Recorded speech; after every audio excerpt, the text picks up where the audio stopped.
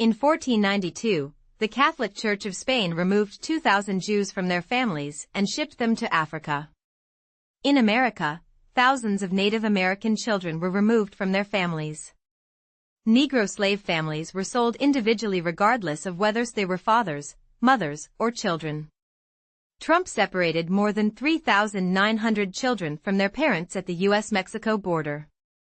In the present day in the U.S., this is a list of specific legislation related to child welfare that Republican House members have either failed to pass or eliminated in recent years.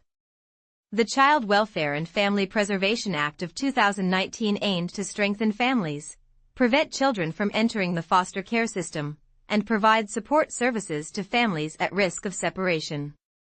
It would have allocated funding for programs such as parenting education, mental health services, and substance abuse treatment.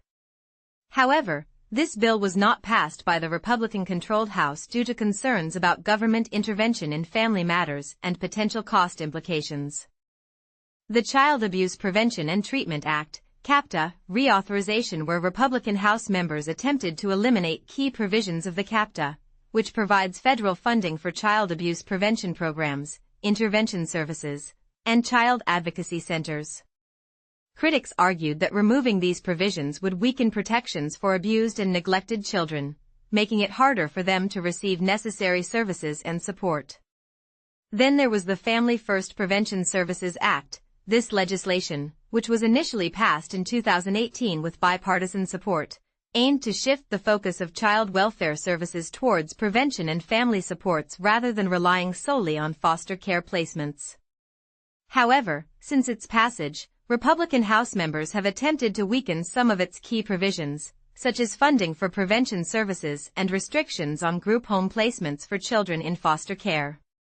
And then the Social Services Block Grant. In recent years, Republican House members have proposed cutting or eliminating funding for the SSBG, which provides flexible funding to states for a variety of social services, including child welfare.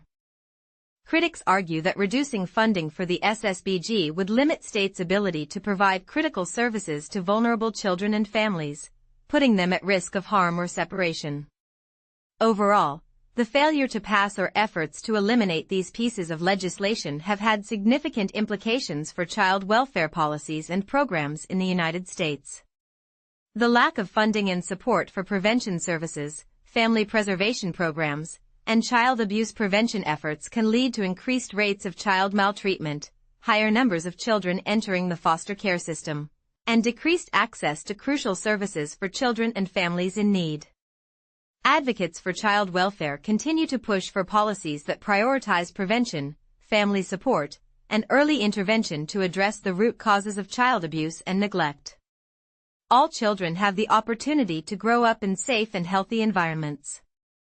Why, I ask, is it that the Republican leaders who advocate so much about having a Christian family life seem to always have a reason not to care for children? Our conservative Republicans, who are a result of the religious right movement, seem to be completely unaware of the teachings of Jesus. But then, this has been the backbone of organized Christianity since church and state became one in the 4th century.